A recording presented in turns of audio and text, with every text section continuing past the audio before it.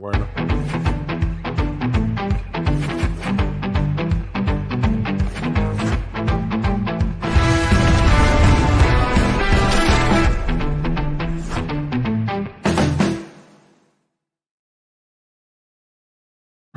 Welcome everyone to a conversation with Art. He's already laughing. He's already. I haven't even said a word yet, and he's already laughing. Said everyone, dude, and that was just so funny. I forget, it's like where I forgot we're the number one podcast, the number one podcast, and it's Margarita Monday. Margarita Monday. Hey, cheers, dude! Thank you for Salute. having me and making margaritas. Yes, it's my Filipino buddy.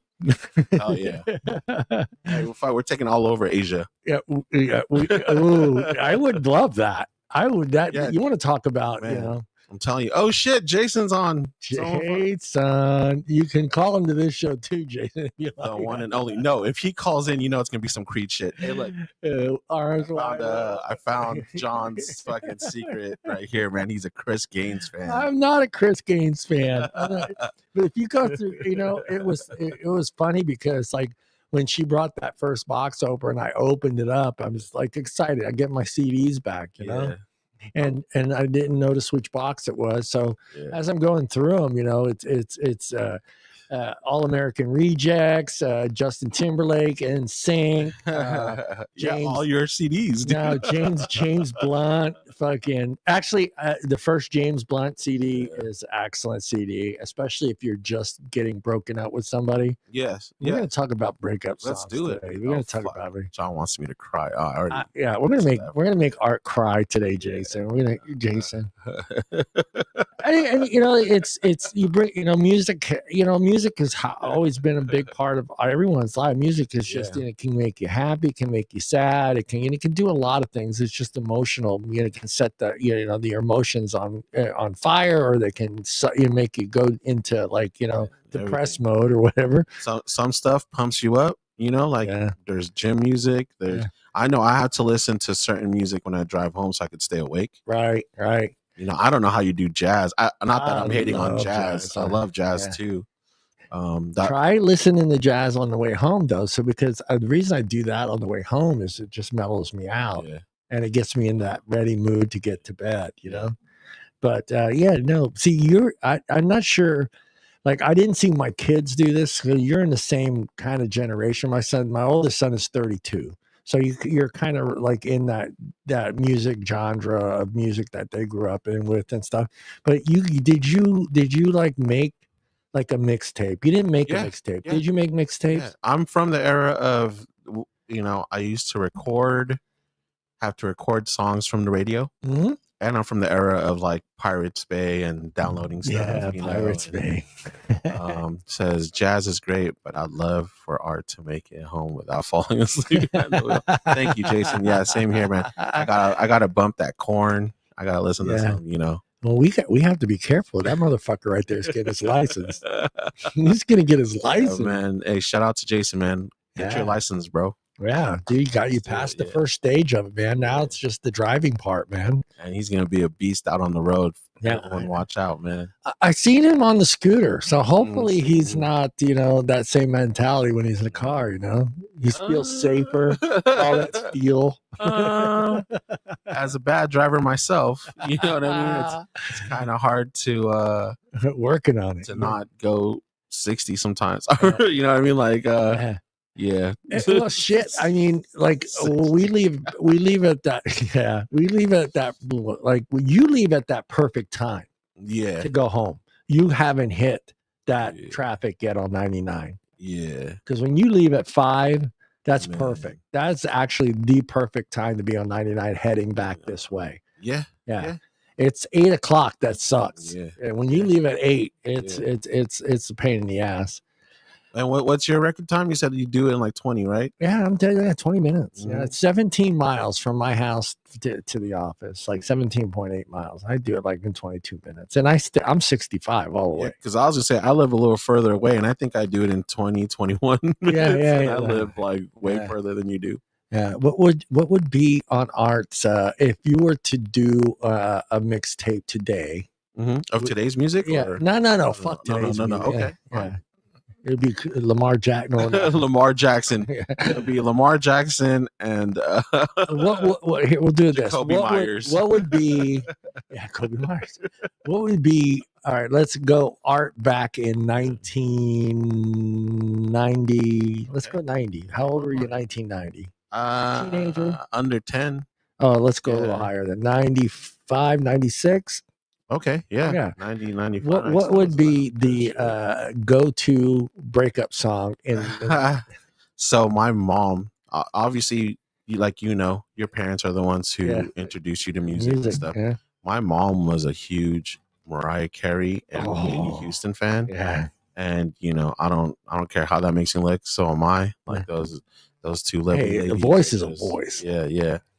Man, I honestly I don't know age wise, but like breakup songs, like I don't know year wise, but Boyz II Men was always Boyz II Men. Talk about falling in love and breaking up. Those guys had all in one CD. Yeah. So, I didn't get into like my brother. We were talking about mid 90s, and if you guys haven't seen that movie, watch it. But how his brother in the movie got him into like rap, and he wanted to like make a rap CD for him and stuff like that. Like that was me, dude. Like my brother got me into Wu-Tang, and I'm still a Wu-Tang fan till this day. Shout out to Wu-Tang. Thank you for the children. In. Yeah, they're for the children. They're for the children, and they're big fans of the show. They're like, listen. Wu-Tang Clan. But what about you? Like as a not 90s, but like as that teenage going through like crushes. There was a lot. You got to remember too. The 80s was a lot of rock for me. But that's like also late 80s was like it was that time where every rock band had to have that one love song. Yeah, I love those, dude. Every the rose has a they all it's the big ballad. It's just like, hey, we got to have at least one love song on our albums, and it was from Guns N' Roses to not so much AC/DC. AC/DC kind of stayed away from those love songs, but you had bands. Everybody had a song that was just a heartbreak song, or and you imagine how many times those guys have broken out with somebody. Fuck, you can write a song. And what's nice about back then too is like they wrote their shit. Like nowadays you don't know if people are writing their own music or whatnot. Because I just found out like a bunch of songs that multiple artists. They use like the same guy. Like I don't know the guy's name, but apparently he couldn't put out his album. And then like Maroon 5 and I know who you're talking about. Yeah. He made Sugar, right? Yeah, Sugar. Yeah. There's guys like that. I mean, even if come on, it is America, so everything's about looks, and Milli Vanilli proved that. Do you think those actual singers that were singing those songs would have had the success that Milli Vanilli had with singing those songs? No, never. No. So it was just like, and then you have those people that they are great songwriters. They have a decent voice, but they have stage fright. They just can't get in front of the stage. You can't get in front of thousands of people and sing. Yeah. They call them, I saw a documentary, I think it's called A Hired Gun. Yeah. They talk about like certain people that are great studio musicians, and they'll come in and put in the hours, but they can't do shit on the road. No. And then there's some of those who just love being on the road, but they can't be in the studio. They can't. Yeah. It's like I was shocked, like the greatest American that movie. What's the name of that movie? The Greatest American Singer or The Greatest American Story? I think that sounds right. There's the girl that sings that song. Okay. I'll do this. Jason, do you think Creed writes their own songs? Yes, they do. Oh, they do. They do. Yeah, they do. Yeah. Shout out Canada. No, but for real, I got family in Canada, so shout out to them. The Greatest Showman song. So wait, hold on. The Greatest Showman. Are you talking about that movie is great. Yeah, that movie's great, and that song, she sings it in the actress, but it's not really her. It's another the bearded lady. Yeah, are you talking about? Yeah. I think I know what you're talking about. He wrote this. Let me, Jason. Whatever, bro. You need to stop that. I'm using this platform to make sure people don't know, or people know that I am not a Creed fan. I will call in every goddamn show. However many 5 shows John has, dude, calling in. I am not a Creed fan. Arms wide open. Oh, man. Enough drinks though. Don't play Creed in front of me, man. I might cry. Oh, god damn it. Where is that? Dude, I know this movie front to back. Yeah, yeah. I know what you're talking about. It's pretty cool. The only reason I bring it up is because the girl that actually does sing that song and they lip sync. The one girl that sang it on the show lip synced it while she stood in the background and sung it. Okay. And she finally revealed herself to everyone who she was, and she did it on one of those the Simon Cowell shows. Okay. X Factor, is it X Factor on that?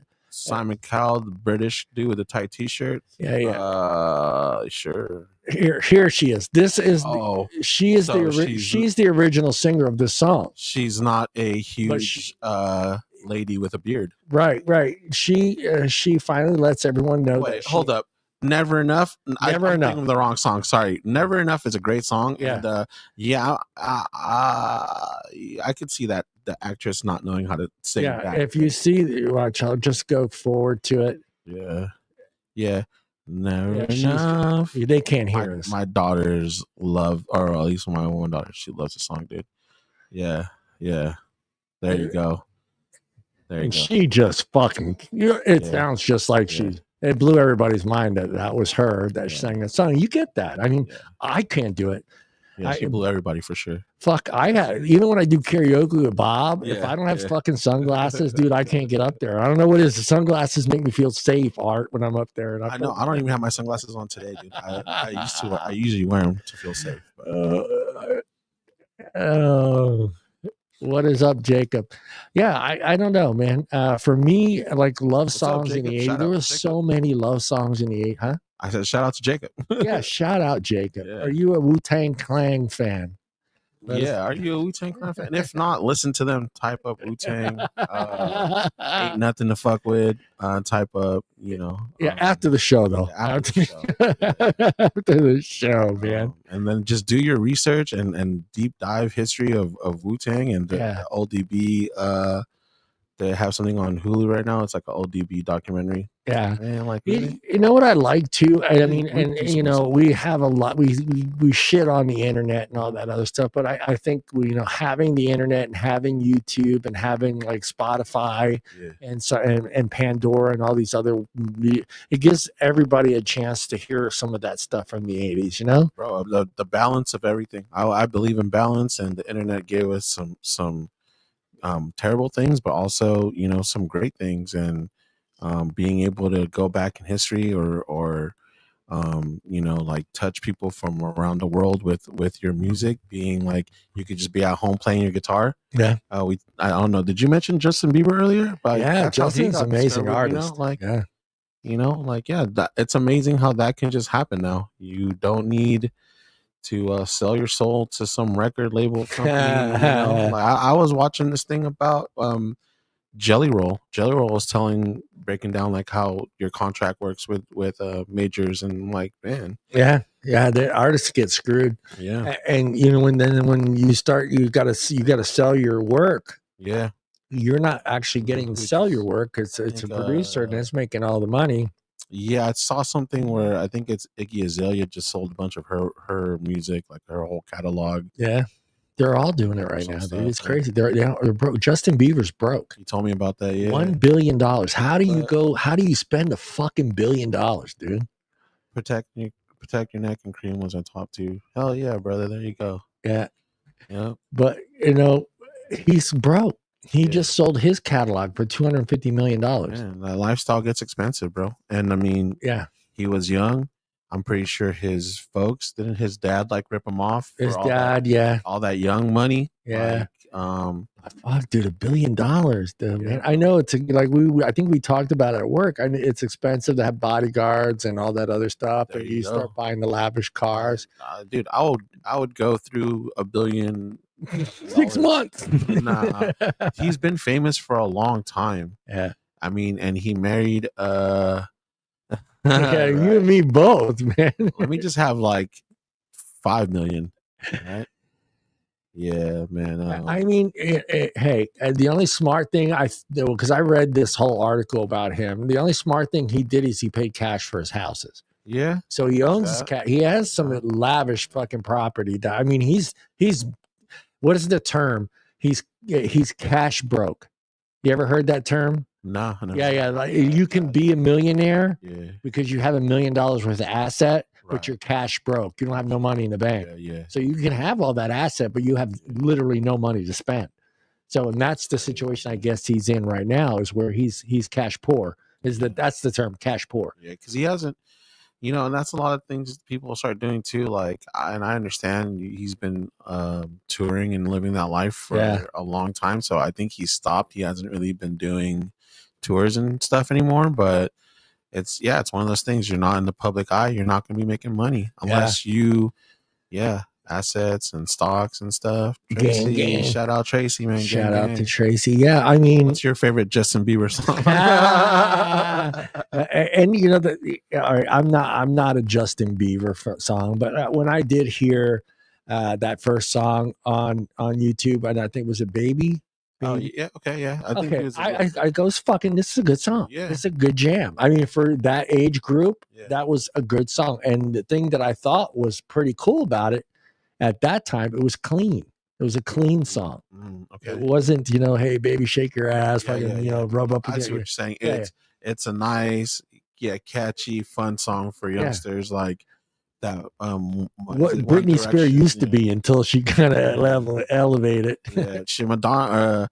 My wife was talking to me about Madonna. Shout out to Mrs. Art. Mrs. Art. That that prayer song is about giving head. Yeah. I never knew about that. Yeah. It was a catchy singing song. Like a prayer, baby, about giving head. Shit, the fuck. Yeah. and that motherfucker he did that like in his fucking garage. I saw a thing too about him. That song like Peaches. That's a newer one, right? Yeah, like I guess some dude heard it. I heard him just playing that on the piano, that little snippet. Yeah. And it turned into some producer got a hold of him and they, made it into a whole thing. And that song is huge. Yeah, he's pretty much shout out Mrs. Prime. You're right. Yeah, Mrs. Prime. He's pretty much, I think, I may be wrong on this, but I think he's pretty much the first YouTuber musician to make it big coming off of YouTube at that time. Yeah, because he went from YouTube to doing those little songs on YouTube. Peaches and Cream, that's a great song. Peaches and Cream, that's actually a pretty decent video too. I watched that video. I'm not a big fan of Justin, but I do appreciate someone that can not just only stand in front of the microphone and sing, but actually play an instrument. And to me, that's the ultimate artist. And I know that some people say, "Oh, John, you can't do that." Some people just can't play; they can sing. But I think when you can play, sing, you can write. And I think that means when you can play a guitar or drums or a piano, I think that's when you see really good writers. Yeah, because they understand the music, they understand the tempo, and this like. All this nonsense about beat count, that lost me. That happened like early 2000s. Everything was about a beat count. Yeah. You remember that? Yeah. And all that stuff, all those artists, like don't get it twisted. There's a lot of people in the background who help out. I watched a documentary about Korn, actually. Korn, when they were making their Life is Peachy album or whatever. Yeah.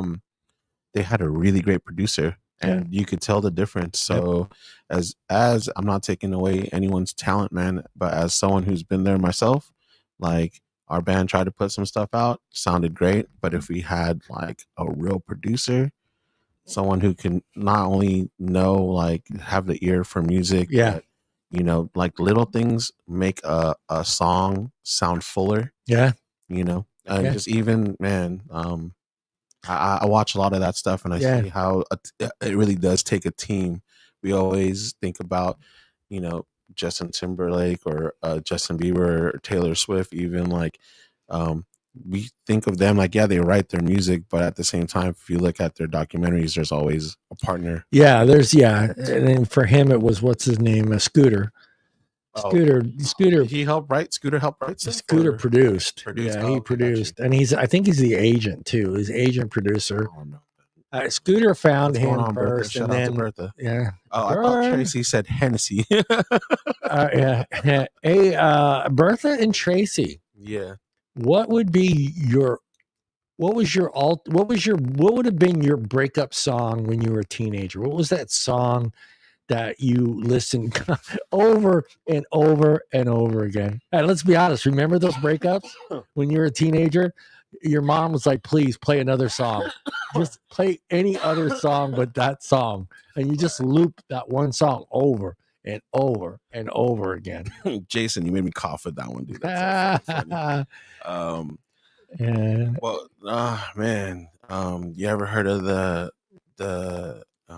you ever heard of Selena? No. Yeah. Man, there was a bunch of stuff, dude. 1,000 Years, Christina. Okay, Tracy. Yeah, that's a good song. Hurt by 9 Inch Nails is great. We all know Johnny Cash did it better.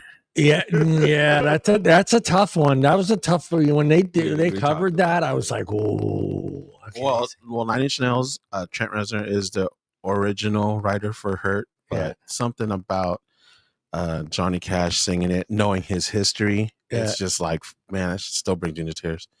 Trey Songz gets was 8th grade. That was like what, 5 years ago, birth? Broken. 8th grade, like 5 years ago for birth. Does that sound about right? I don't know, dude. Yeah. 8th grade. So no, man, Bertha, don't lie. In 8th grade, you're out there breaking hearts. She was. I got a feeling. Yeah, she was breaking hearts. Yeah, I think she was. And if you didn't break out with her and you made her mad, she just beat you up. I was gonna say she was out there socking fools in the chest, dude. For sure. Fool, I said no, fool. Hey, look, there's just she's all 12 years ago. There was just some stuff such a long time ago. An artist covering it, yeah, is an ultimate. What's the word for it? Like, it's ultimate gesture. Yeah, it's respect. So much respect, especially if it's someone older than you. Someone older than you. And again, it may be because I don't know much about Trent Reznor and what hurt he went through, but I know about Johnny, and that song just fits, man. This song got me through this CD got me through some really hard times, man. There you go. That's the man, the myth. No, when you look at this, who does he look like? What does he remind you? He honestly looks like the guy from Red Hot Chili Peppers. Okay, that I gave you that one, but there's one more guy. There's another guy. Think a singer? Or? No, an actor. Oh, an actor. Oh, fucking Garth Brooks. No, not Garth. Not Garth.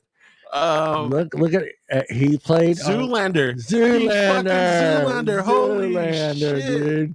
Totally. Damn, that's crazy how you saw that, man. I saw that. Yeah, that dude, all he has to do is pucker his lips right there, and that would be the scene from fucking Zoolander. You're like, Zoolander has an album out? Shit. All right, let's see what the chat say. What's going on, chat? Oh shit, my bad, bro. That's tough because I was the one breaking hearts. So fuck you, John. I really have to give me a breakup song, dude. There's one that not even necessarily a breakup song. Here, let me set the mood for you. There was a girl that you liked, but she got with someone else. You guys were never together, but you wanted to always tell her how you felt. Every Time You Go was a good song from Paul Young. Every time you go away. I can't sing it. There you go. We're gonna get Art to sing Creed today on the show. I'm not gonna. You better pour 10 more of these margaritas with no margarita mix on there. Yeah, I will keep them. What?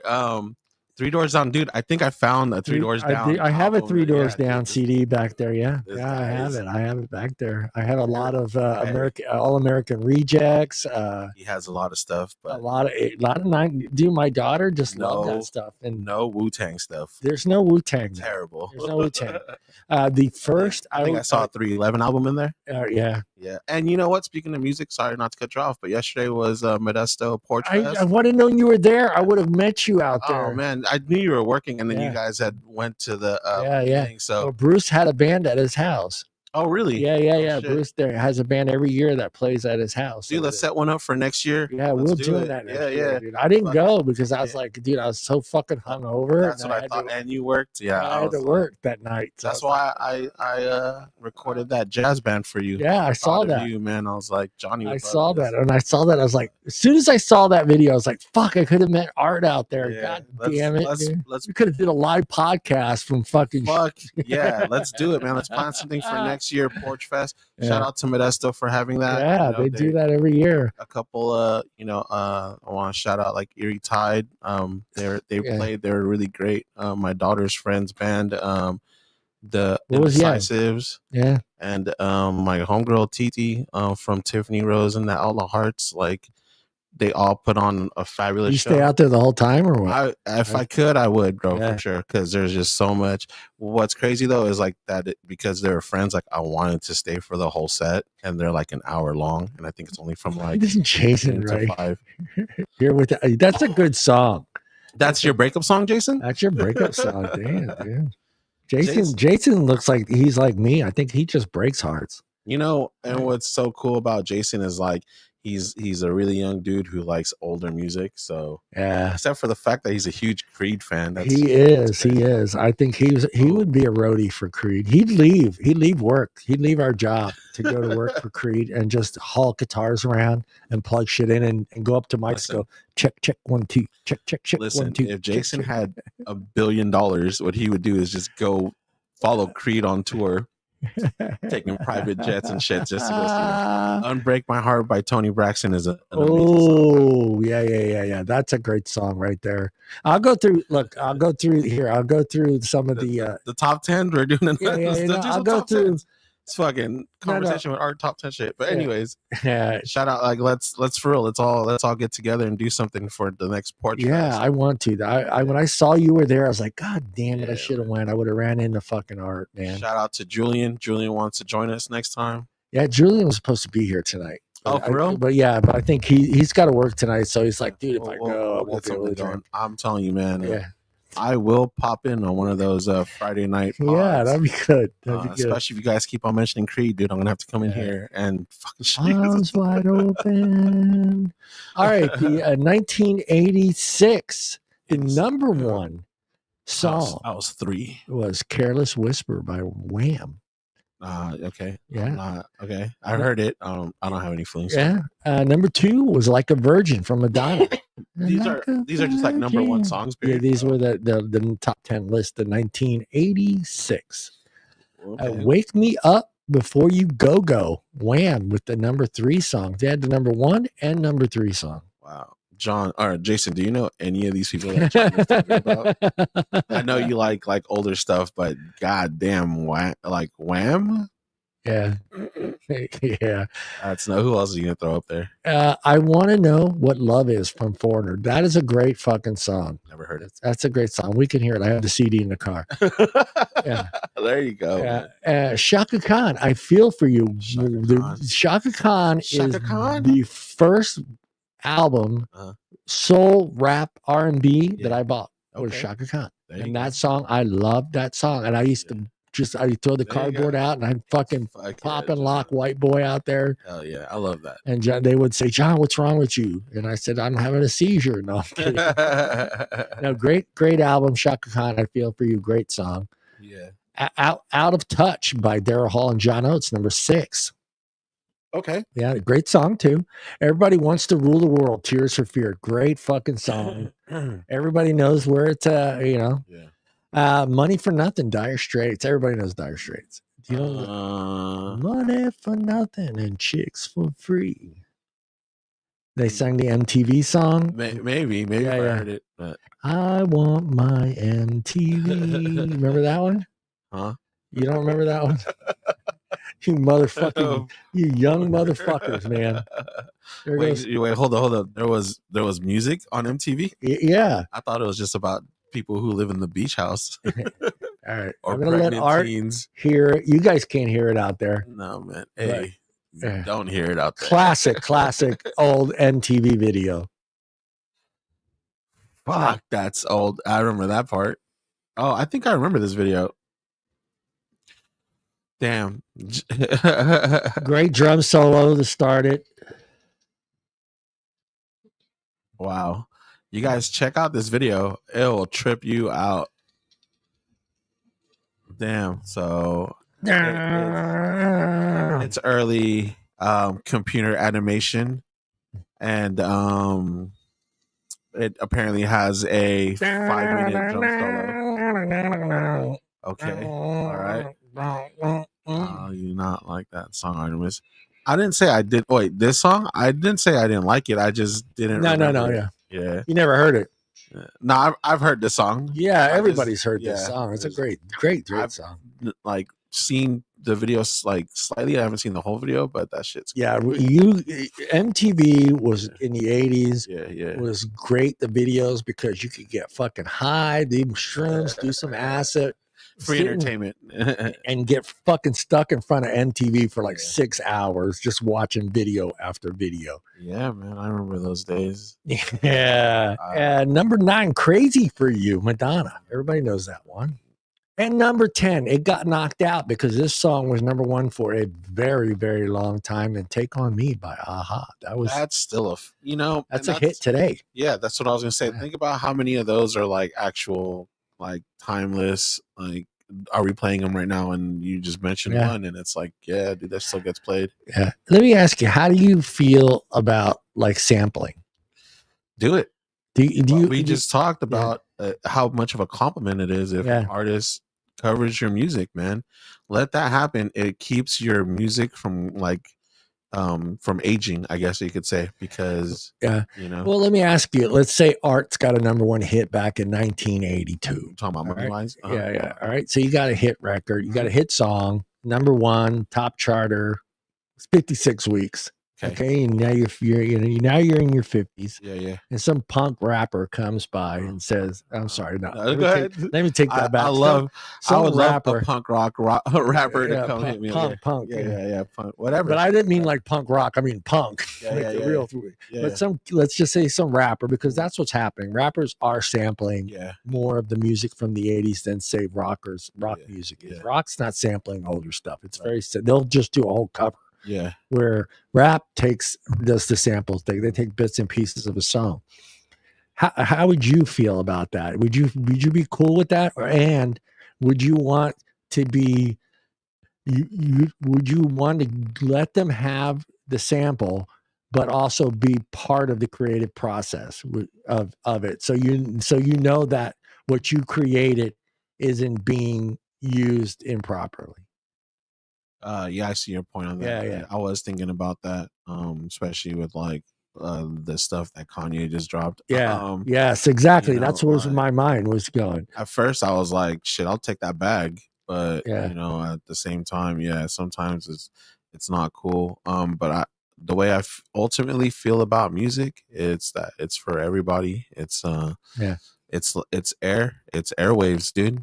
Once you hear that stuff, like I feel like it's no longer yours. We could talk about money or whatever, but that's a whole different story. I just mean, like, if you go out there and you sing a song and someone else likes it, it's just like a conversation.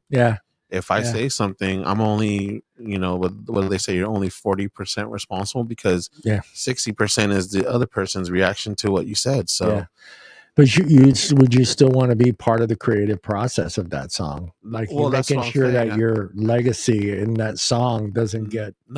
You wouldn't care, huh? No, I would probably just want the money, honestly. I'm 50. I'm looking at retirement. Well, dude, I got high all through the 80s. After all the stuff I said, I'm on my 6th marriage. No, never.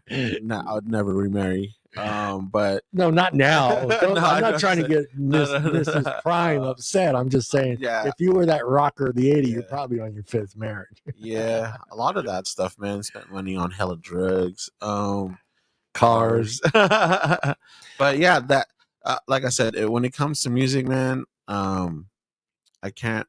Ultimately, what I feel in my soul is like, it's yours, man. It's yours. Just, pay me. Even I'm thinking about right now, if they want to do some wild out Kanye shit, that's whatever, because you paid me money. I'll just be like, dude, I didn't know what the fuck he was gonna do with the song. Like, but yeah, it's like, again, man, it's just a balance of life, because I think a lot of times there was a moment where I remember Post Malone did a thing with Ozzy. Yeah, with Ozzy. And there were kids who were like, who the hell's this Ozzy Who's guy? Ozzy? Yeah. Which is, it's funny to us and insane, but at the same time it's cool, because hopefully those kids who are probably Jason's age, like, Jason knows who Ozzy is. No, I'm saying, but at that time, you know, and then like going and going back and listening to all the stuff, that's what I mean. Like, Justin, I think maybe that's what he needs to do, tap into like a younger market,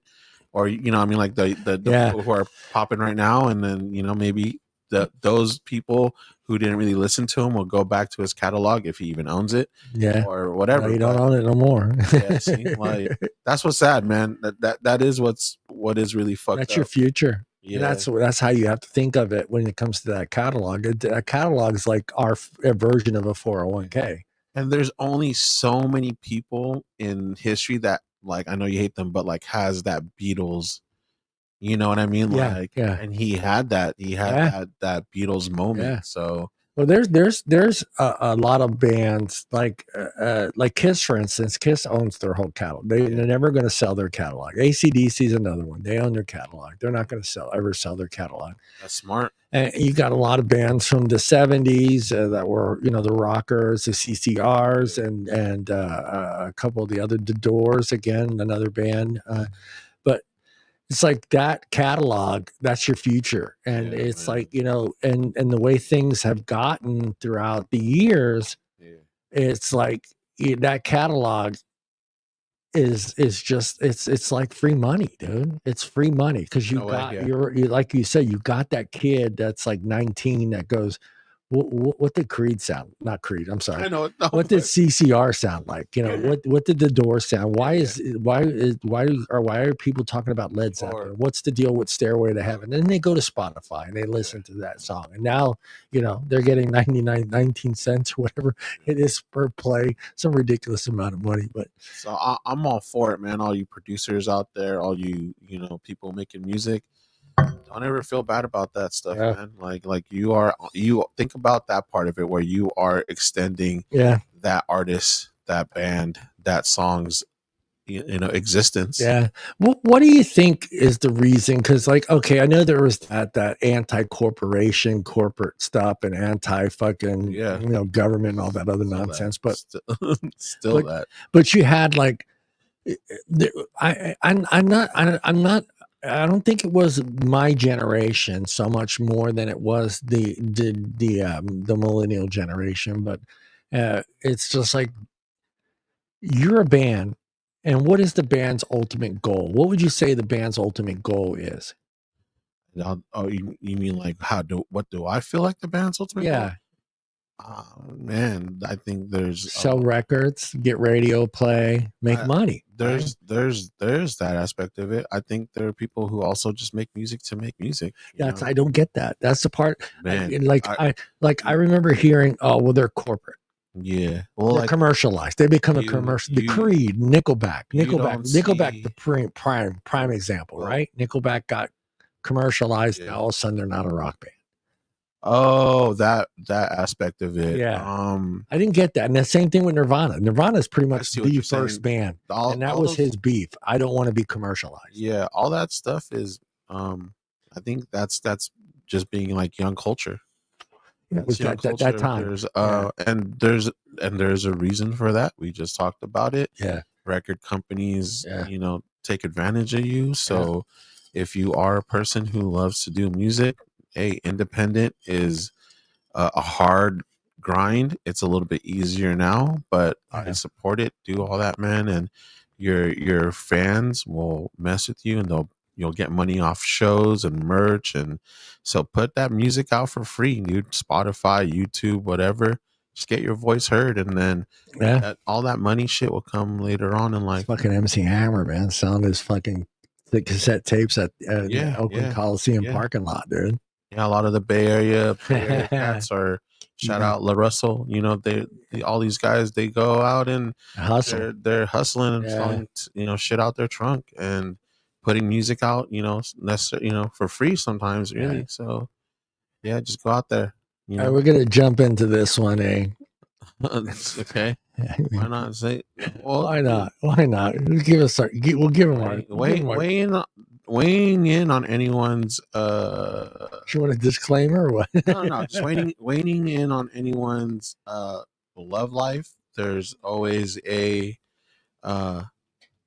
good to it, especially if you see something like really wrong, like let's say someone's like hurting, like hitting someone, like hurting them, like abuse in the house. Then yeah, but other than that, man, like the way you feel about somebody or your negative opinion about it, man, like keep that shit to yourself, dude. It's tough too, because I've been down this road with my friends, and it's just, I think we talked a little bit about it. Now I remember about the BS show. My brain kicked in.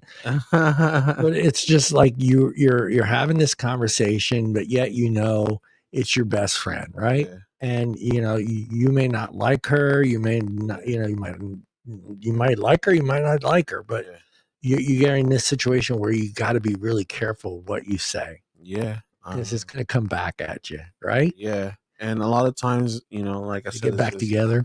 Like there's that, and then there's conversations that are half told. Two sides to every story, and then you don't know how, like, oh, this person was treating me like bad this way. Well, maybe that person had a bad day, and you happen to be at the wrong time. Like it happens a lot, man. So all that stuff. Always just give out positive vibes and just be like, hey man, like don't worry, it'll get better. Or I don't like hearing, like I don't ever weigh in on like, should I leave this person or should I stay? It's like, leave that bitch, man. Nah, man, like, because wait again, you don't know the situation, man. That's why I stay off that shit. If there is, like I said, if there's something where it's physical, then that needs to be a that's different. Yeah, it's always the standard. There's plenty of fish in the sea. There is. It's like the standard go-to. Don't worry about it. You'll meet somebody else. John, you have to think about. Remember, we're dinosaurs. That's why this is a conversation with two old dudes. Two old dudes. Imagine if you had the power that there is now. You could be dating a chick in Italy. Literally dating a chick in Italy. Oh yeah, I know, but okay. So now it's like there are fishes out in the sea, bro. Well, yeah, I agree with you. Yeah. But if there's no physical contact and it's just online, I don't consider. I know some people consider that a relationship. Yeah. I do not consider that a relationship. I do not. If you're not physically with that person. Yeah. And I don't know how much time you would be enough time per year to be with somebody, but like if she lives in Italy, I mean, if you spend at least, I don't know, 3 or 4 months out of the year with that person, I get it. Okay, I can count that as a relationship. But if you never physically touched this person, never met them, dude. I get you, because there are also like long distance relationships like in general, but so again, that's all like, hey, whatever works for you. Like you said, it's not for you. It's not. I don't want to do that for sure. It's not for me. But do you know what I mean, though? Like that's why relationships are so hard these days. Because before it had to be like, damn, if you didn't have a car, it had to be like your neighborhood people, it's kind of hard to take a date on the bus. Where are we going? I'll meet you at the corner of Napoleon Stanford at the bus stop. But now there's like there's Uber. There's Uber. You know what I mean? There's streaming. Like, dude, like you don't even have to go to the movies. Hey, I got this fucking dope setup at home. You can do the what is it, the movie share? She could be at her house. There's that too. There's that too. Yeah. And whatever works for anyone, man. We're not here to talk shit about anyone's relationship. We're dating advice counselors. Art as a part-time counselor over at the rec center. Do not share your opinion on religious beliefs. That's important. Not everybody's Catholic, not everybody's Jehovah's Witness, not everybody's Christian. Everybody has different beliefs, different standards, and it's tough. Like I always, like, for me, it was really hard to like judge a relationship because of my parents. Like they're always together. They were never fought. They never did. So I was always like, even the marriage counselor that I wanted to go see when we were getting divorced. Yeah, she told me to throw everything out that I've seen my parents do, because that doesn't apply today.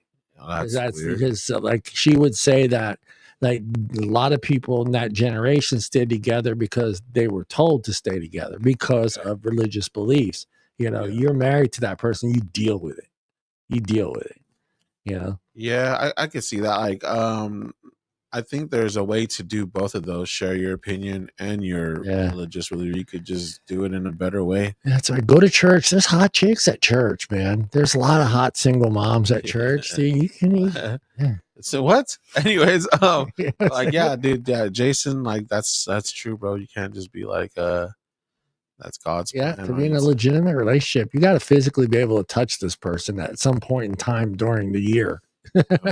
Yeah, we all know Jason's a freak, man. Yeah, Jason. Well, he's a Creed fan. He's a Creed fan. You and Jason got a tour together. Don't let that innocent picture fake you.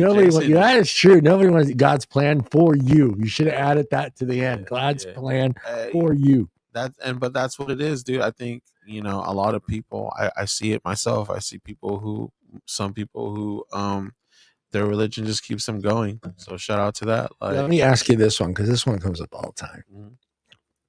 You get divorced or you're separated. Okay. Or you broke up with your girlfriend. Okay. Why do you think it's your buddies always telling you to go out and get some strange? Because everyone's all about the quick fix. It's a quick fix, dude. And there is some truth to that. And at the same time, it's like, that you gotta think about the word quick. Like it's not really gonna fix anything. Yeah. If anything, just momentarily. That one comes. You're gonna wake up in the morning still brokenhearted or whatever, and so I think there's a lot of things where people need to just work on themselves, dude. And the next one is, don't say you'll find someone else. That's a tough one, because you should be able to say that, don't you think? Yeah. Hey, there's somebody out there for you. Maybe it's the way you say it. What do you think? Yeah, because I'm thinking about just like, first of all, let's be real. If you lose someone, unless you really didn't care about that person, exactly, a lot of these things are just hard to like say, period. Yep. So if you're ever in this situation where you have a friend and they lost someone, whether they broke up, they passed away, whatever it is, it's not the, hey, you'll find someone answer. It's the, like, let it out. Tell me everything. Let me just hear it. It's so good to say stuff out loud, let me just hear all of it and then just take it in and just say, yeah, you know what? In time it will get better. I promise. Especially if you've never been in that situation, then quit giving fucking advice. Listen to the Buddha over here. Buddha knows what he's talking. Don't say you're backpedaling on your decision. That one's a tough one. It's like, because that's going to happen at some point in time. You're going to go, hey, dude, backpedaling in your decision. Let's see. That's like saying, oh, maybe I should give her another. I don't know. Maybe is that like saying maybe I should give her another chance? I know it is saying that. Yeah. It is saying that. I don't have a problem with people giving people another chance. Yeah. I'm not perfect at all. I don't think anyone is. So. I see what it says. Resist the impulse to ask them to make a firm choice or judge. Dude, that's what I'm saying. Whenever things go like this, and if your friend needs you, just be an ear. Like, you don't got to, I love the next one. Don't say we'll celebrate when you divorce. Oh no. Hey, what's up? The best party. I was I'm not high fiving. There's two great parties, and I hope all of you guys get to do this someday. Okay. But that is burning your deed for your payment on your house. Okay. They're called mortgage parties, where you burn the paperwork. Okay. And that's like, hey, I paid my house off. You burn it. Yeah. And the second one is your divorce papers. Wow. You get a second. You can ask your lawyer for a second copy to burn. Yeah. And then you have a party where you burn your divorce papers. I don't know if it's still a thing today, but it was very popular in the 90s and early 2000s. Yeah. And they would have fucking big ass parties where they just burn their divorce papers. I had a couple friends who got they got like a certificate whenever they're done paying child support. Yeah, that's another one too. That's crazy. And I get it. I'm not knocking anyone, man. Celebrate everything. Celebrate that achievement, man. I'm saying, man, celebrate. I think I said that last week. Turned 18. Celebrate. Yeah. John, that sounds. Anyways, you know what I mean. Your kid turned 18. You don't have to pay child support. Yeah. I just think you should celebrate everything, dude. So whatever it is, don't say nothing at all, Art. And that's what I'm saying. Man, people will want you to weigh in because they're lost and they don't know what to do. And you're their friend. Yes, of course. You're their friend, dude. That's what I mean about just being supportive. Give a little bit of your history, but I think people just want to vent sometimes, and they don't. Some people don't want. They just want to vent. They don't want the answer. Yeah, so it's good. They don't. Listen, they just want someone to talk to. Yeah, because sometimes you dig yourself in a hole. Like you guys were saying, you talk bad about someone's ex and they get back together. And next, I think I told you guys that about like before with me. It happened. I talked bad about a buddy's ex because he was hurting at the time. And when they got together, like the chick was like, "So I heard you said this about me," and I'm like, "Dude, what the?" Anyways, and shit. I had to be like, "Yeah, I had to stand my ground." Like I did say it, but you have to understand, I was just being supportive. I didn't call her a hoe or anything. I was just like, doing the, hey man, you could do better. There's other fish in the sea type stuff, and I got backed in the corner for it. So now I'm just like, hey, do good for what it's good for you. But this is not happening, John. I don't know why you're even wasting time. I think we're like on number 9 on this fucking list, dude. I'm not singing Creed. Have Jason do that shit. But yeah, like I'm lucky to. I think I only had a couple friends who got and divorced. John, I'm not doing this, dude. I don't like. Oh my god, what is this, dude? Like, we're not doing this, dude. I can't believe you did this right now. This is not happening. No, I'm not, dude. Thank God this didn't happen 2 weeks ago. I just heard the news today. Where's the camera? Seems my life. Who's a Creed fan now? Is going to change. Yeah, I'm not singing it, John. Close my eyes. Damn it. The good part's begin to pray. No, this is not happening. Then tears of joy. Oh shit. Stream down my face with arms wide open. This is what I'm talking about. This is what I'm talking about. I do not like Creed. You've seen it firsthand, live. He did not sing. He did not sing. He did not sing. I'm gonna regret singing. Yeah, dude, that's the internet for you, dude. That's gonna. Hey, somebody. That's there for life. Somebody clip that and someone save that and post it somewhere. Post it somewhere. But it's a tough situation. Divorce is tough. Especially when there's kids involved, and there's that. And see, that's what I always think of. And I'm kind of like low key hurt that you're, you said your counselor. I understood what she meant, but yeah. Well, the thing is old Italian cultures, like when she asked me what the first thing when you go to marriage, because they're going to ask you what what ethnic group are you from? Yeah. Because each ethnic group has a different way of looking at marriage. Pattern, yeah. When it comes to Italians, marriage is like everything. Right. So there's no divorce in Italy. They just now started divorcing each other in Italy. That's how long it's taken. They don't get divorced. They'll just live with each other in misery and just deal with it.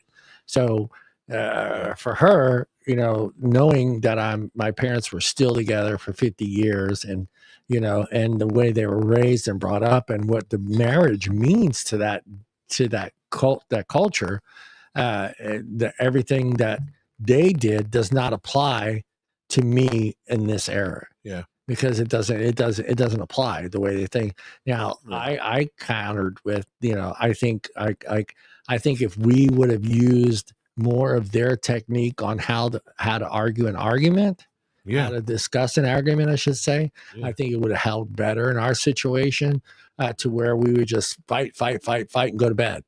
My parents never went to bed angry.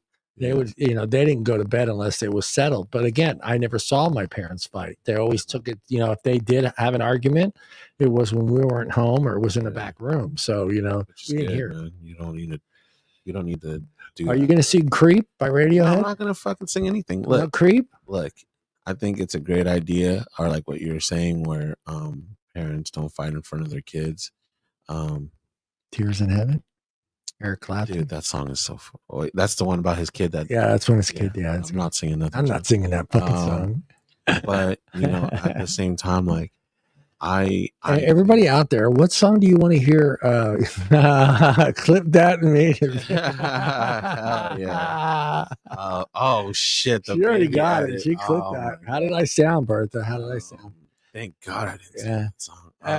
Everybody out there, what song do you want to hear? Yeah. Not Creed. Dude, not Creed. Next Monday, then we gotta get fucking. I know it helps having Bob. Bob fucking he'll sing anything.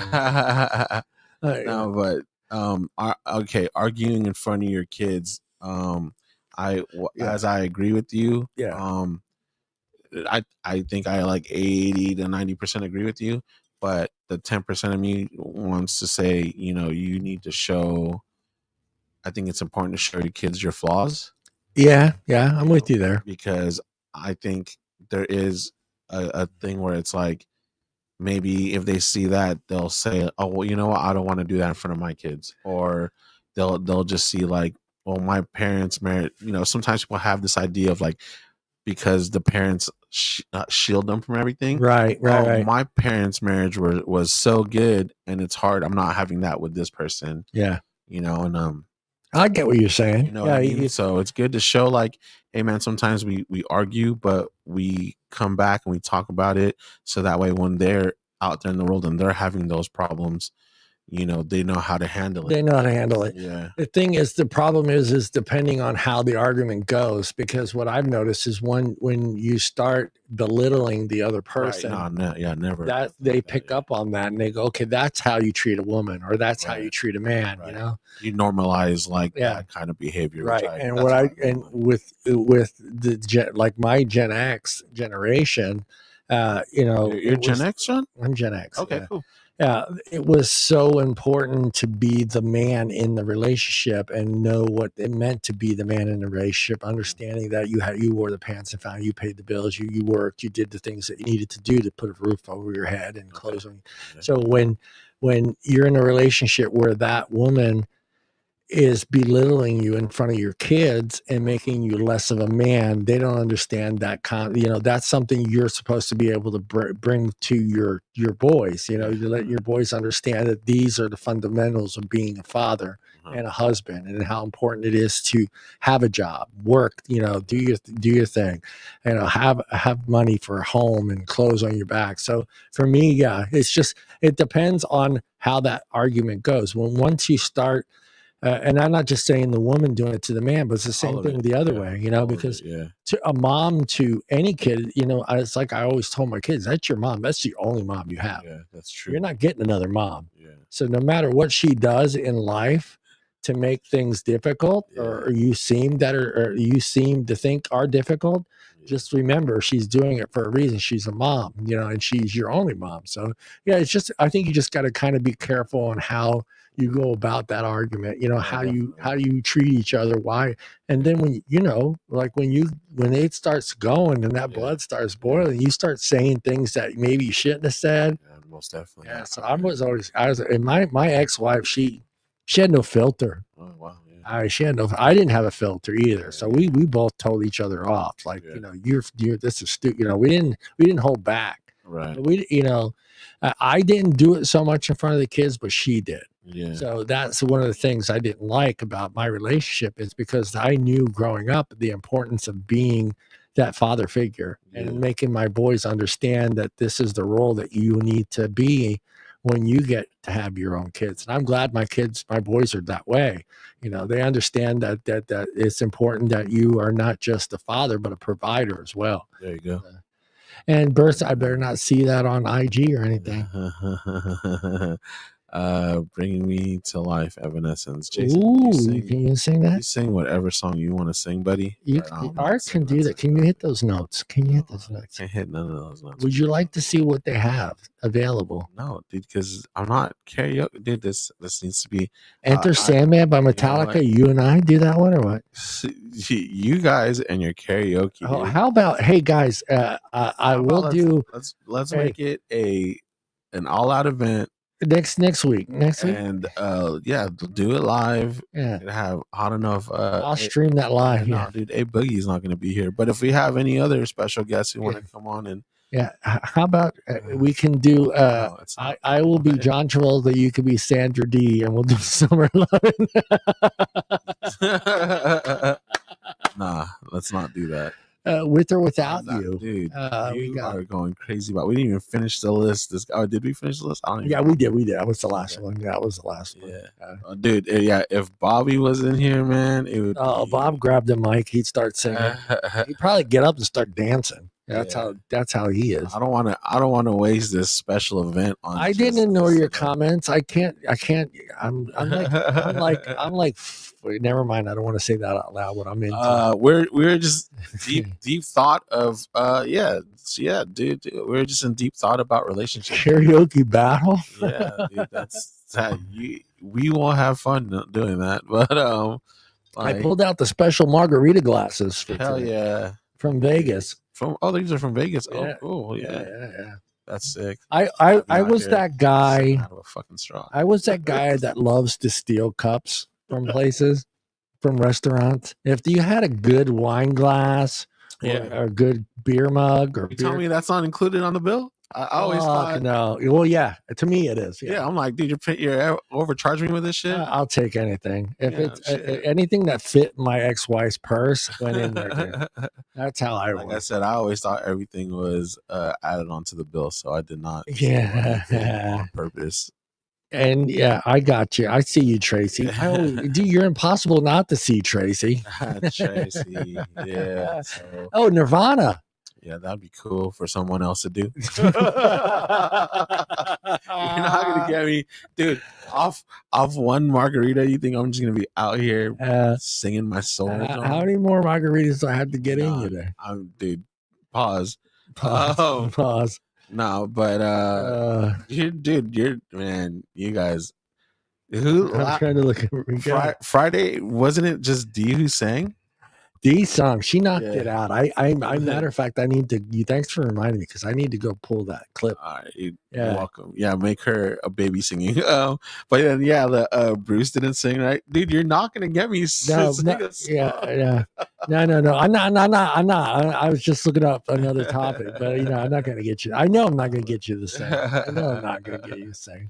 But D song.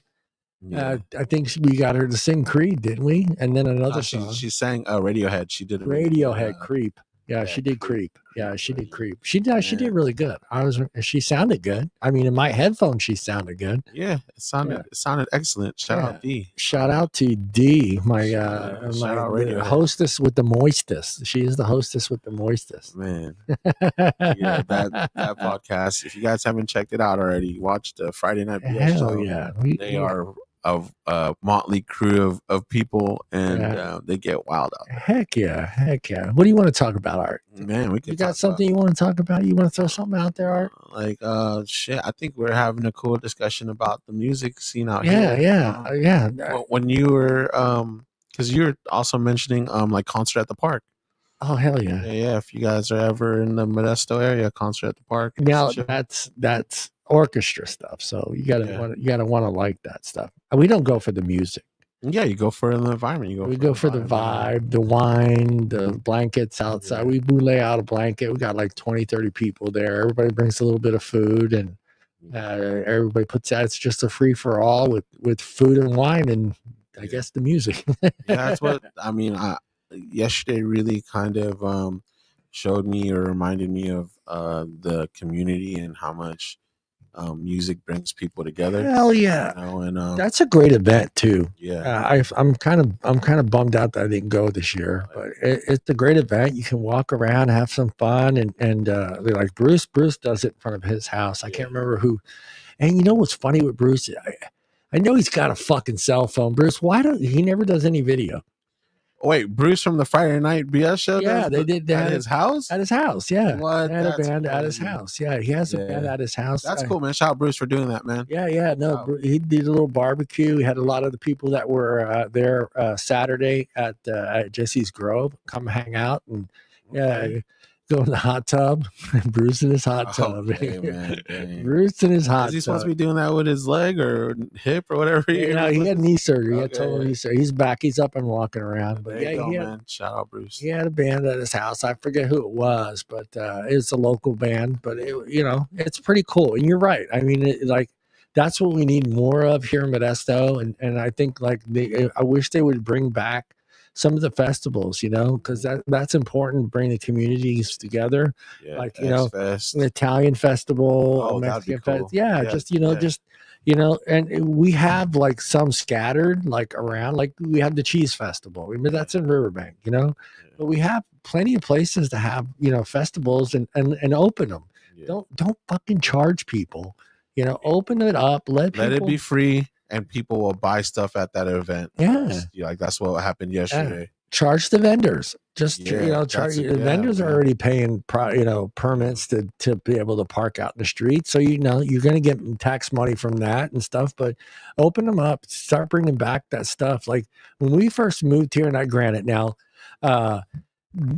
it's nothing like South Philly. But we had some pretty big fucking parades and stuff. But when we moved here the first year, we went to the Christmas parade. I love the Christmas parade. Yeah. Okay. Now in the '80s, it wasn't nothing like all the lowriders weren't there. It was a joke. And I'm gonna pull this up here. Hold on. Well, when I was younger, I mean, I'm not really in the scene anymore. I don't know what venues are out there right now, but I think Rivets does live music. A lot of the downtown stuff had live music, and I just love seeing it, man. I think we need a lot more. Do we have how many high schools here? 6, 7, 8?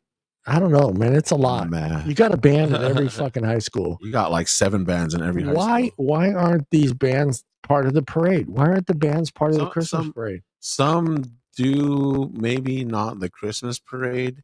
But I know I have seen I'm going to show you something. Hold on. Maybe 4th of July parade. I have seen a lot of stuff, but what I'm talking about with Porch Fest, and when I was out in the early 2000s, there was a lot of places that would just have live music. We didn't get paid. We did it for free, and we made money off merch or selling your CD. And I think that stuff. Hopefully it's still around and doesn't need to come back. Hold on here. Mummers Parade, South Philly. What is a Mummers? This is a parade. Holy crap! Did we just say a bad word? What is Mummers? No. Is this inappropriate, dude? No. Okay. It's just a huge fucking parade. Okay. Man. Yeah. It's a big city. Philly is a big city. Yeah. But hold on. Let me see if I can actually. But you're saying, man, Italian Day or whatever.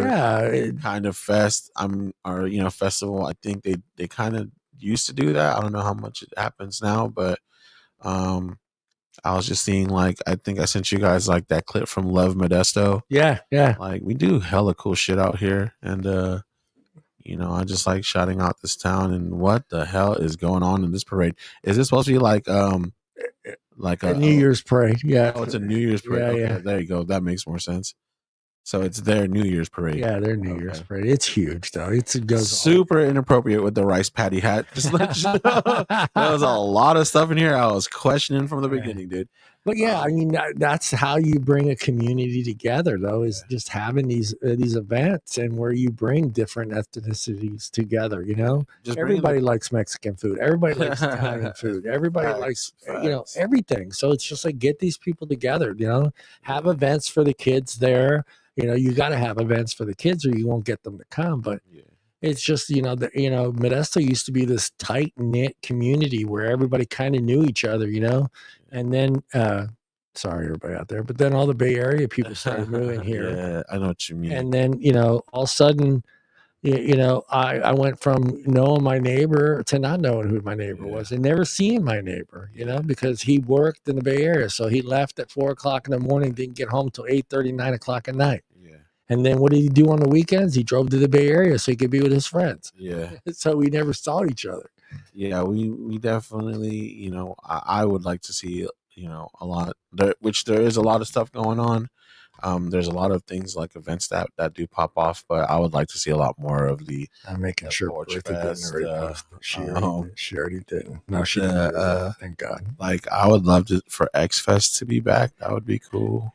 Yes, a more controlled X Fest. Yeah, though. yeah. It got a little crazy there. There was a lot of sex going on in porta potties. Was there? Fuck yeah, dude. See, I guess I just don't look at like the there crazy was a stuff. That lot happened, of sex going on in porta potties. I was like, dude, fucking boom, boom, boom, occupied, boom, boom, occupied. Oh God! It's like, wait a minute, there's two people in there. What, dude? Of all places, the porta potty. Come on, man.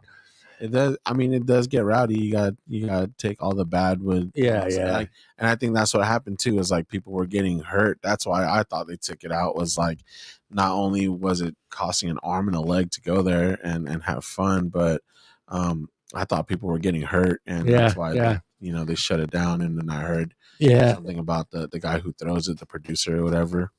Yeah. He tried to move it to Stockton 1 year. Oh, okay. Yeah, and it was over by the wharf, and nobody went because it was just in a bad area of Stockton to go, and nobody felt safe, and so everyone said. Then he brought it back to Modesto. Oh, did he? Okay. Yeah, he brought it back to Modesto, and then it just got. I'm not going to blame rap, but it got like where they separated it well. They did. I mean, they had the rock section, they had like soul and R&B, and then they had like rap section, like pop. Stuff like that, and they were getting some pretty good names to come, but it just you're right. I mean, it felt unsafe to be there, and it was a drunk fest. Nobody was everybody was drunk and walking around and getting in fights, and but that was the same way the Stanislaus County Fair used to be that way.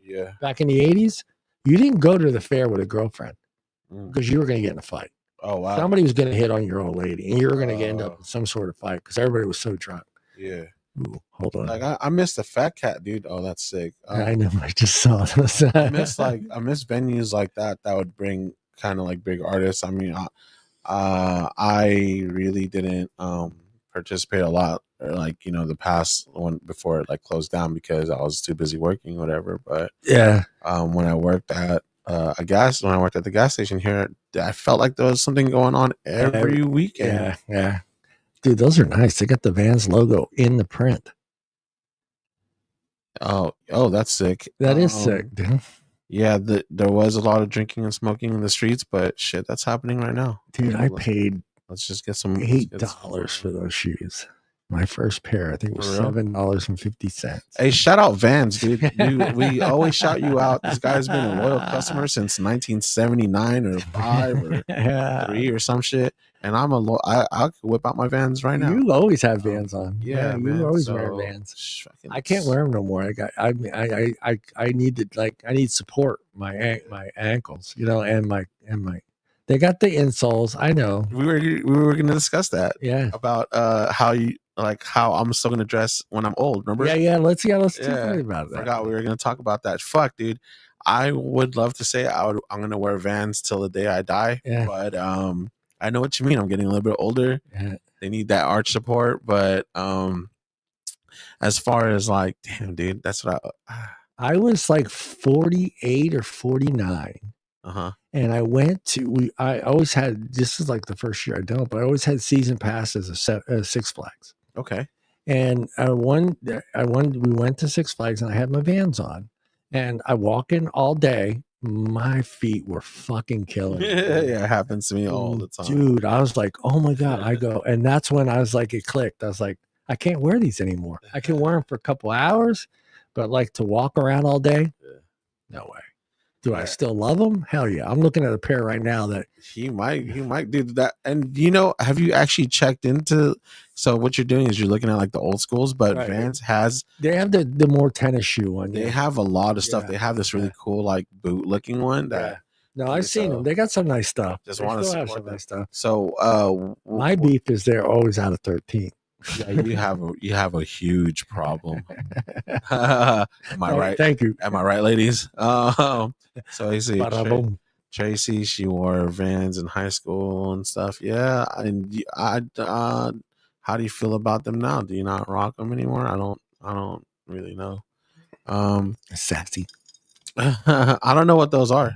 Or is that a brand or just like in general? I don't know. But anyways. Yeah, I was too busy taking clothes off to worry about what the name brands were. So, well, let's get back to, do you feel like this is your look for the rest of your life? Do you feel like you're going to transition as you get older? I think it's it will happen in a sense, like how you're saying, because of comfort. That's like the number one thing. If I could show you how I used to look back in the day, and it's a chore, dude. You're putting on all that, necklace, that bracelet, all this. I used to put like patches on my vest and all that. Did you have the chain wallet? Did you Of have course the chain? I had Yeah, the chain wallet, man. That's weight, dude. That's weight, bro. The one, I had the baggy jeans. Like the one thing I could never ever get into was wearing Doc Martens. Oh yeah, They were just uncomfortable on my feet. Like you have to really break those things in. You gotta break them in, and they're narrow too. So if you have a wide foot, then that's why it was my because I'm wide. I have a wide problem, right, ladies? Yeah, ladies. Yeah, see, that's what happens too. The chain wallet. Yeah.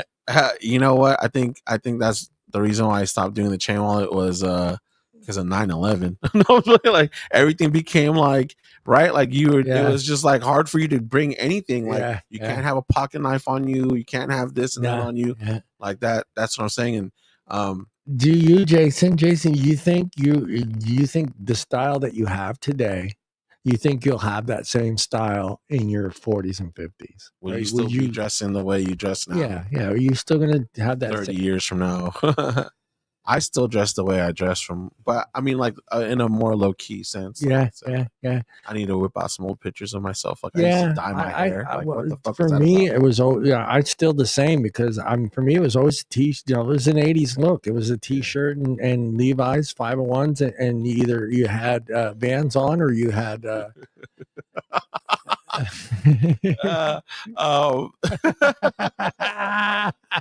does he pointed out something very important in life. When you just become like your work attire. Yeah, it becomes your work attire. You just don't care, man. You're so tired. It's a nice shirt. This fabric is awesome. This fabric feels good on my skin. It's breathable. I love that one. This shirt's breathable.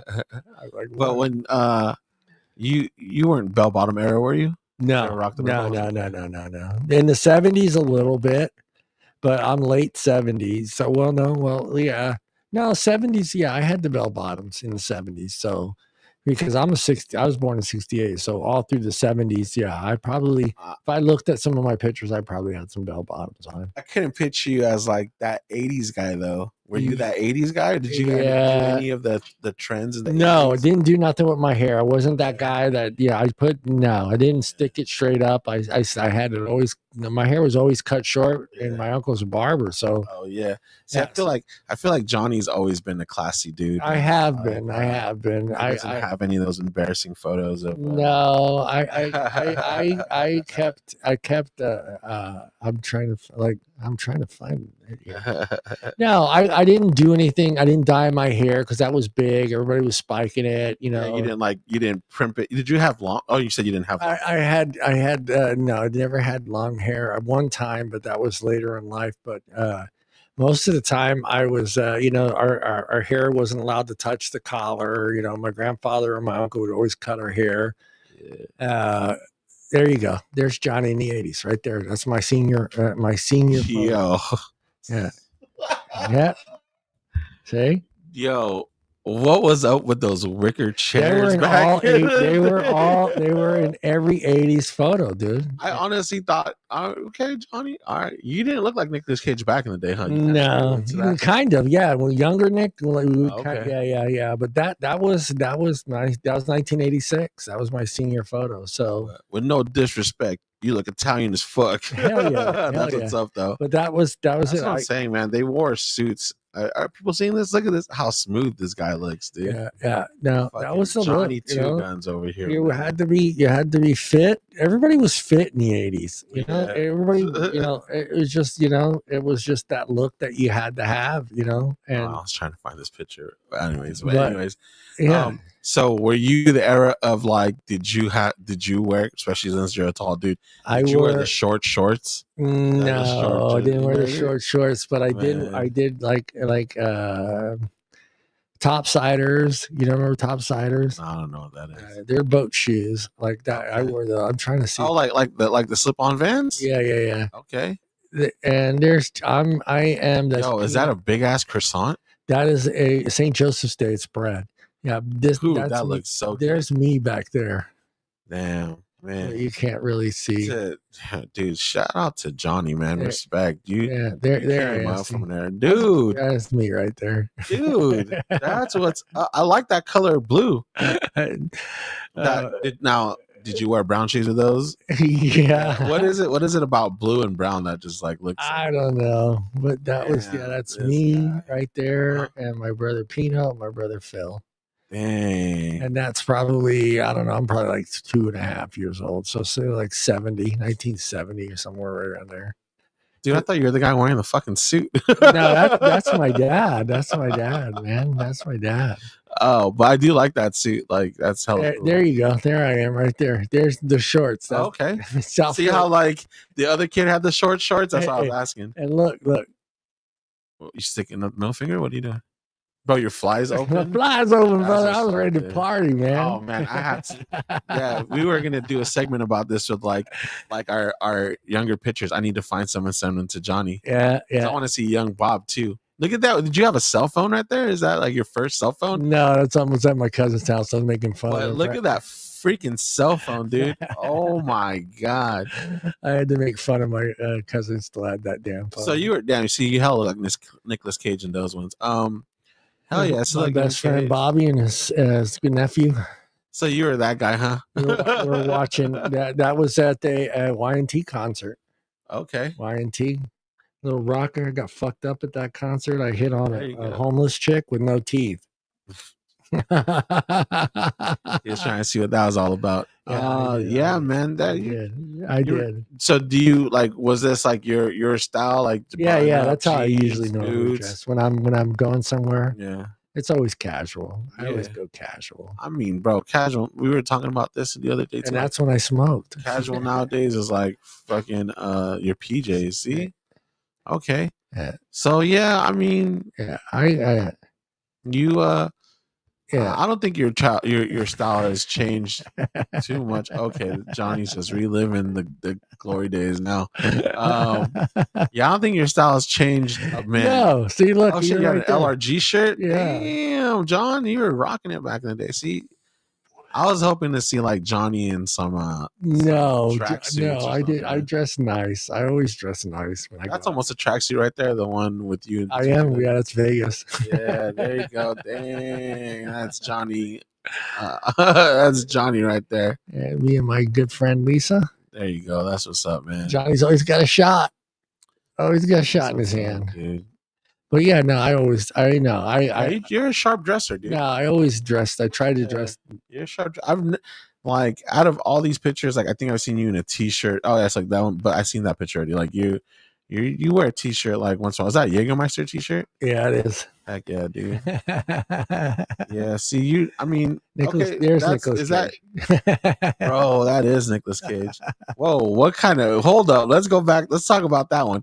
What kind of shirt was that, dude? Were you wearing some kind of fucking Romeo fucking Must Die shirt? Yeah, that was my Halloween costume. Oh, okay.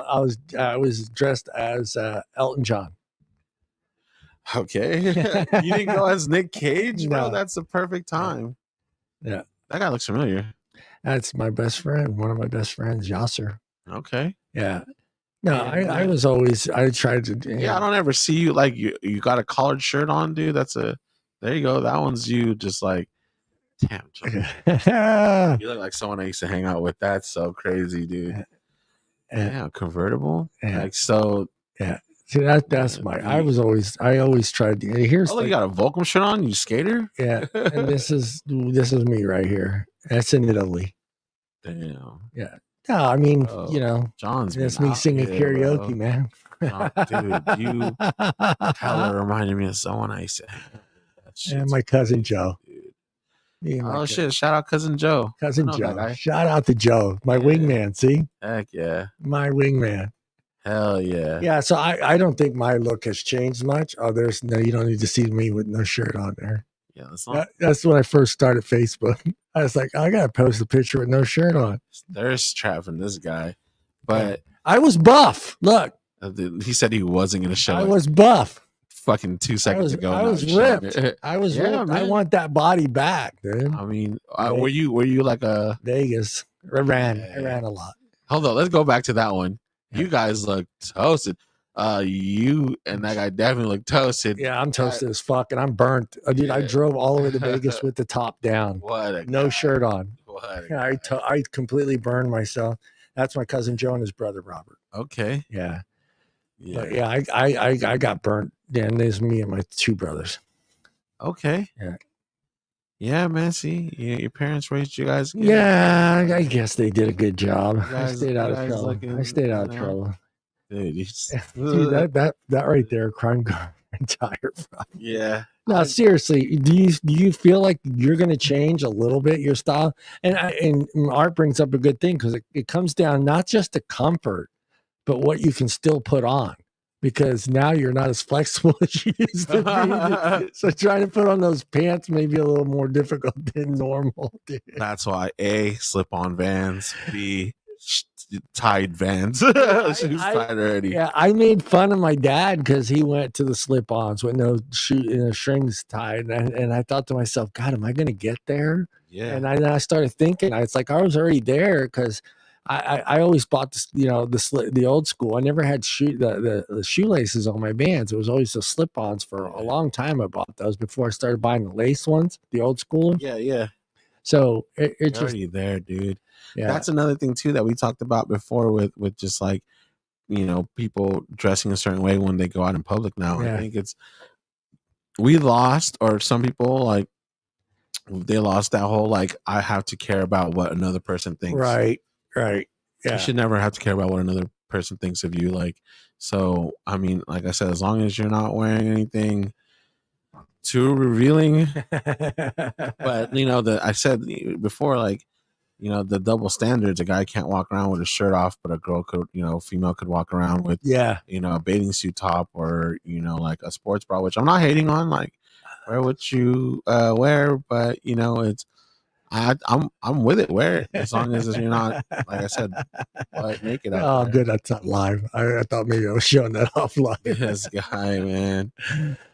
But styles, I think it's circular. It's your thing, It's your look. You're comfortable with it. I think as you get older, it kind of transitions very little. I think. I really do think it changed because my dad never changed. He still wore the polyester pants his whole life. Oh, wow. My dad, I cannot find a single picture of my dad wearing shorts. My dad never wore shorts. See, dang. I can't even remember ever seeing my dad get in a pool. Wow. Like they didn't do that. Like you weren't like allowed to show your legs, your knees down below. Like don't you feel like that was class, way about that? Like, did you see like how the dudes, like I think I was watching like the Charlie Chaplin like thing that DJ did, and then the swimsuits that men used to have to wear back in the day. Yeah, it's like a t-shirt and shorts. Like in the future, I'll probably be rocking this. Yeah, dude, Jason, rock. I like your style, bro. Rock that style. Wear whatever. I think. Yeah, I don't think you divert from it too much, Jason. I mean, I haven't. I mean, other than what Art brings up and. Like shoes. Yeah. Shoes become a big difference. You start transitioning to more comfortable shoes and maybe shoes that are a little easier to put on and stuff. But I can tell you, as you get older, dude, like trying to squeeze your fucking fat ass into a fucking pair of 501s, dude, it's just like I mean, I'm just gonna wear the good sweats today. Yeah, I'm gonna wear sweats today or tracksuit. If you're Italian, wear a tracksuit. Dude, I still think I love that. Dude. I would wear a tracksuit. I want to be buried. Art, you said you want to be buried in a tracksuit. Yeah, man. That's shout out to the Italian culture. I don't know if that's what they really do. That's what they do on TV. But like even when I was younger, dude, I was like a big Corn fan. Like I loved Corn. So like those dudes wearing the tracksuits and shit, it's dope. But you know, I think like Jason, dude, I don't really see you outside of work, so I don't know how crazy but I got a picture of Jason outside of work. I didn't see you as like a goth kid, so you're not gonna be rocking goth looking stuff when you're 50. Like you dress pretty neutral, you're casual, you're chill. You know, I and so was I. I was never really that too extreme, but there's certain stuff that Jason, like, see? Yeah, this dude still looks the same. Yeah. He's wearing that fucking shitty Bills hat on, but it's all right. I told him I'm gonna buy. See, I told him I need to buy you an LA Rams hat. Oh my god. Yeah. I mean, yeah, dude, do what you gotta do. But yeah, like if you're, I still love like seeing on Instagram like older people who still like try to have swag. Yeah. Like I see it all the time, and I like they tire me out. You know what I mean? Do you think? Do you think like you're 40? Mm-hmm. So you think like in your 50s you'll start seeing like 90s parties? What do you mean by that? Like 90s theme parties? Yeah, 90s theme. Yeah, I see that shit now, dude. Do you? Yeah, I see 80s. Everybody has an 80s theme party. We were talking about how CDs are coming back. Yeah. How fucking 90s is that, dude? Like I had to buy my daughter and thank God I bought her a CD player a while ago because we found some cool like old CDs that I had of mixtapes and like of bands that aren't around anymore. But yeah, just like when I was, you know, in my 20s, whatever, people would have 80s, 70s, you know, themed parties, and I you know, all that stuff, man. Johnny might have an 80s theme party here at the house. There you go, dude. Let's see if that happens.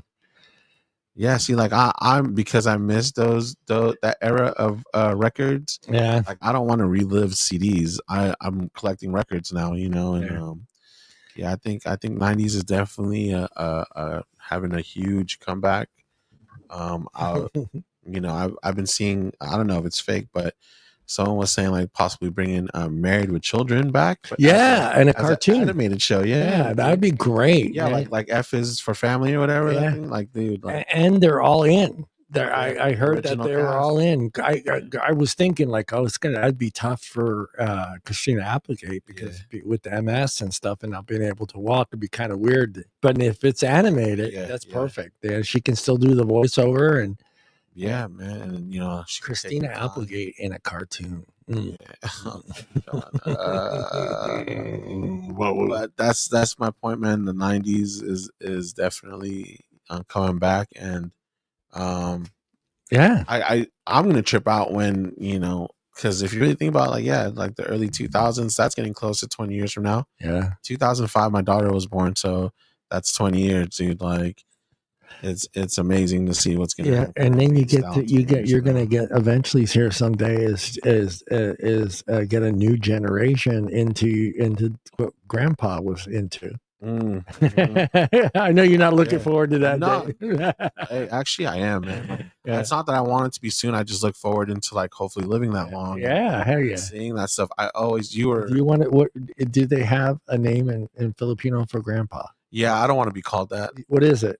It's Lolo. Lolo? Yeah, unlike Lolo and Lola. Lolo and Lola. Yeah, I like that. Yeah, it is. It's nice. I don't know. Pop. Nah, I'm gonna go like what. So my kids call my dad is granddad, and I think I'll probably do that. Yeah, I'm no John. Yeah. See, that's what I like, man. I like that you can just tell everybody you're Italian. Well, I'm just saying, like, I love that you're keeping your culture like going, man. And I fucked up by not doing that. You know, I'll admit it, but it's one of those things, and I don't know if you dealt with that coming here or even felt it, but as someone who came from another country, like that you know fucking wasn't even recognized. Our teacher in kindergarten begged my parents that you should have taught them English first before Italian because we had a hard time. Like kindergarten, first grade was real difficult. Which now I guess they're saying the opposite. When my wife tells me like they tell their kids like that speak or that are bilingual or don't speak English, like we'll teach them English here, but keep your language at home so that way they don't lose that. And how important is that, man? We spoke Italian first, and before English. Watching Nona's, man, I was like, Man, don't get me. You're gonna make me cry. Sorry, man. I always love. That's why I rock and love Italians, dude. Because you guys are so proud, such a proud people, and being, like, no matter where you're at, like this is who you are first, and our family. But I think a lot of cultures have that. Yeah, family. they said they definitely do. It was just, it's hard sometimes with some people. The thing is, what I've noticed over the years, it's that factor when you're an immigrant, you come here, your parents need to either make make one or two choices, and that is either to be American and stick to that and feed a little bit of what your culture is to them, or go the other way. And I think a lot of people my generation that came here, our parents, they, like my parents, they Italian was number one in the house, but we needed to learn to speak English. But the problem is neither one of my grandparents spoke English, so we had to know how to speak to them. So they never learned. And my grandmother knew shit, fuck, son of a bitch. She knew all the dirty words. She knew all the dirty words. Yeah, but I think that has changed now. I think like I see. I don't know if it's all the cultures, because there's still a lot of cultures that come here and they just tell their kids English. That's it. You speak English. You're American now. And it can be difficult. Yeah, a lot of people do keep their stuff, and just shout out to all of them to do that. Did you have to take? Shout out to all the immigrants. Yeah, for sure. What did you take ELS classes? Would they have that when you were a kid? No. Yeah, I think that was just like, dude. I remember like it was like a show, you know what I mean? Like my mom would be like, "Oh yeah, look how good his English is now," and because I used to speak a different language when I came here, and they didn't have that in Catholic school. Yeah, so that it is one of those things where you just and see the problem I had too is I did go to Catholic school, and all the kids that were in Catholic school were either Italian or American. So you kept talking Italian because you were talking to other kids in Italian. Yeah, it just wasn't English. It's like you'd start speaking to them in Italian. Well, I mean, yeah, Italians were like, I would say, pretty much one of the like peoples that came out here, like that's right. Don't forget, I'm a good Catholic boy. Like the Irish, Italian, the Irish, Italian, Irish built this country. Yeah, I'm sure. That's what I mean by pride, man. You guys have like that pride. I feel like I should probably have more pride in my my country. But I'm American, man. I have American pride. So yeah. No, to me, the same way. I'm American first before I'm Italian. I have pride for my parents' country, but if it came down to it, I'm American first. I will always be American first, but I still have pride for Italy and my Italian and Sicilian roots. So I've always, that's still part of me. You're never going to take that away from, I'm never going to take that away from myself, because, it's getting more difficult now because I really don't have anyone to speak Italian to. So I'm starting to lose a little bit of it. Where like my brother, his wife's from Italy, so he still speaks to her in Italian. So he has someone. He still has someone. And like, let's get it straight, dude. When I say American, I'm not like, oh yeah, dude, I'm American. I believe America is just like a melting pot of people. I'm a whole bunch of cultures. I'm punk rock. I'm hip hop. I'm rock. I'm like, it's just all that stuff is fed into me. I know a little bit of Spanish, like. My wife's Irish, so I dig into that culture. Like enough Mexican to order food. Yeah. I know enough to get into some trouble, but that's what I mean, man.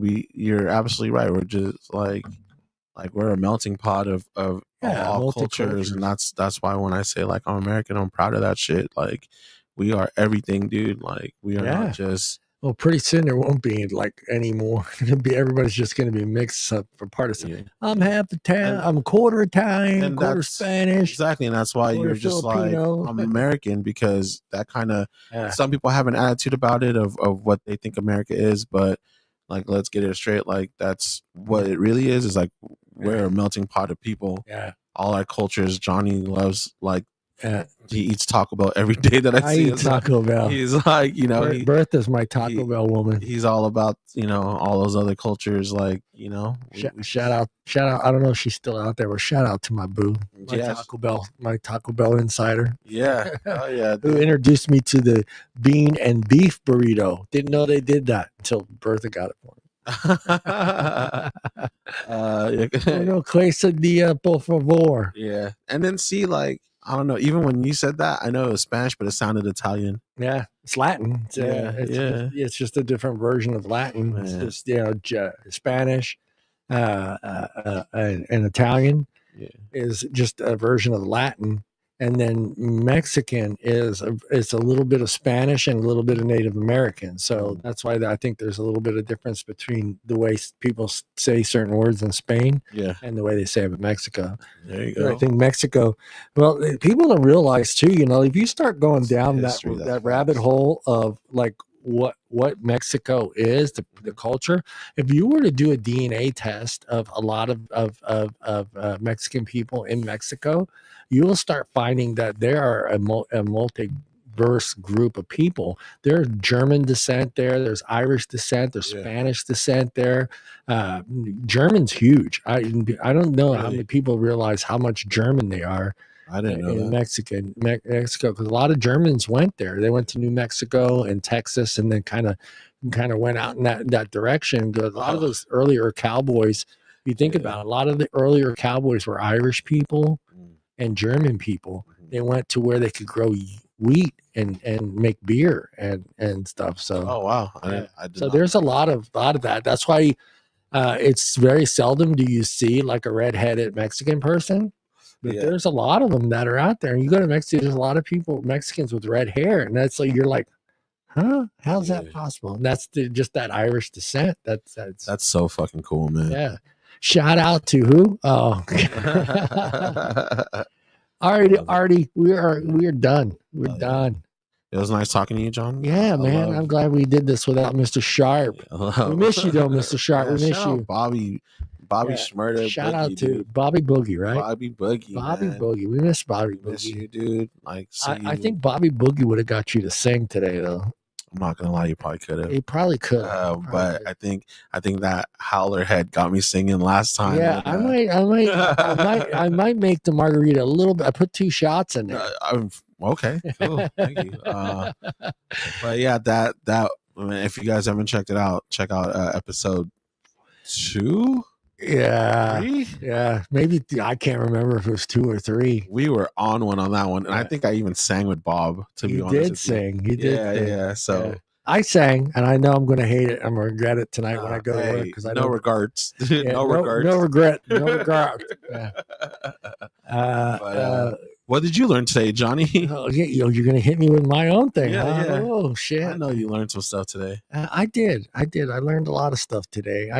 Just for me, I think it's just nice to have music as part of everyone's life. I think music's such a big part of everybody. I think people don't even realize it sometimes because they may not be as like into music, but when they hear a song, they can sense it. They can feel the emotions that are going through their body. They don't realize how into the song they are. Yeah. You know what I mean?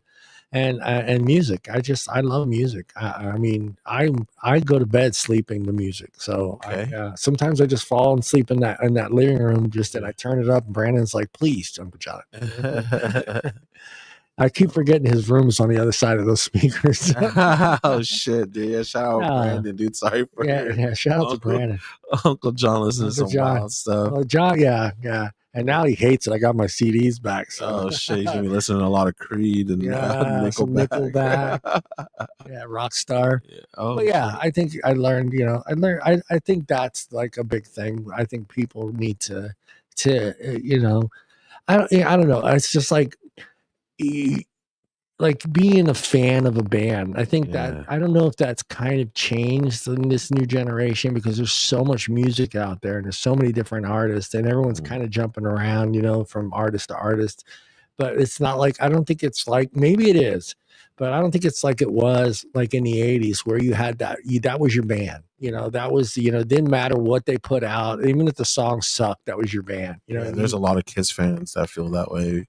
First concert was Kiss for me. So yeah. First concert was Kiss. But, it's just that, like, for me, like, I'm going to tell you the saddest part, and I know it's generational, but like for me, it's like, where are my rock bands? Well, what do you mean by rock bands? Do you mean musically? Musically, yeah. Or the attitude? Or where's the rock, period? Where's the rock at all? I mean, you can't go through, if Rock 104 wasn't there, there would be no rock on the radio. Yeah. There's none. Yeah. And this is a perfect transition, is because like rappers became rockers. Yeah.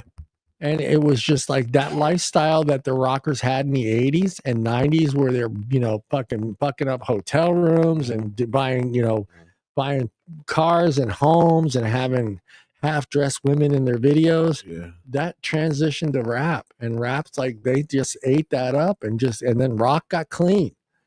All of a sudden rock got like, commercialized, and like, you got your Nickelback and your Creed, and you got, I think there's Buck Cherry. I think there's still some rockers out there. There are. You're right, man. Like, throwing televisions out the window, Jason, man. if you've never done that, I highly suggest you do that one day. It's so much fun. Or pulling an Aussie, dude, and fucking snorting ants, dude. I mean, just having a fucking good time. Like you said, there it is that change of, a lot of rappers are more on the highlight of doing that, and I think things are like flashy, like the rockers used to be. I think it's because I believe in like circular shit, but like I think with the resurgence or what's coming up with country right now, that's what's happening. Like the Elvises and the Johnny Cashes and stuff, like that's happening now. So maybe like in 20 years it'll be back to that rock, and then 20 years from that it'll be back to rap, or fuck, I don't know what else is gonna be out there. I hope so.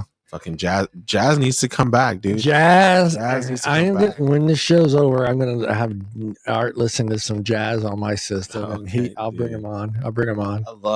I love just the stand-up bass. So jazz and rockabilly, and a lot of like I've been really getting into I don't want to call them like mariachi bands, but